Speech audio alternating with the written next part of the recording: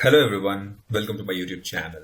In this video, we are going to see how to download the Antigravity, the new IDE which is launched by the Google, and how to install in the Windows system.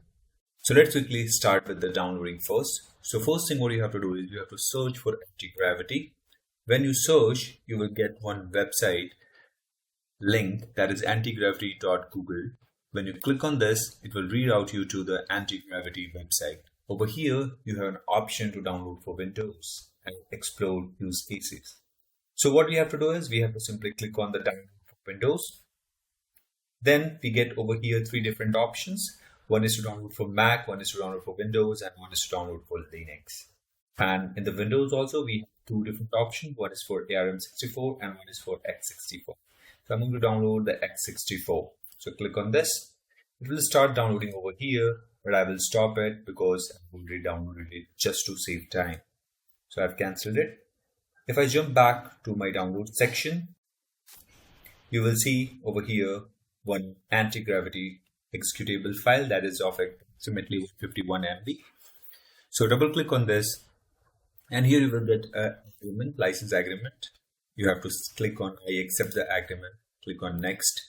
You have to select the path where you want to install the application. So let me quickly do that. I want to install into a different application folder. So I'm going to select this programming files, click on OK, /Antigravity is automatically concatenated. It needs at least 702.5 MB of free space in order to install this specific IDE. So click on next, Antigravity, click on next, create a desktop icon if you want, click on this.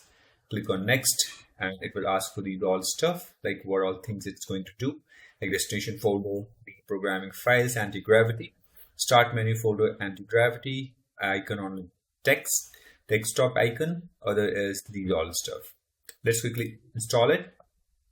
Setup is preparing and it started installing. It will take a couple of minutes.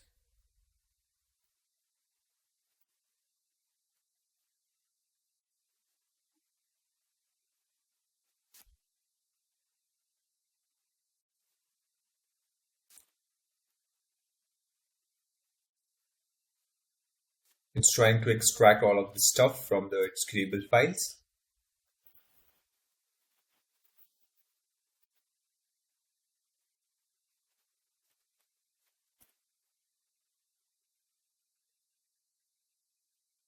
It's almost done. So extracting files is completed. Now here you can see this completed the Antigravity setup wizard, and now it's asking for launch Antigravity. So let's quickly click on finish and it will launch the Antigravity. Allow. So now it's opened like this. So over here you will see it's exactly same as a VS Code. So it's made on the top of it, and on the right side you can see authentication.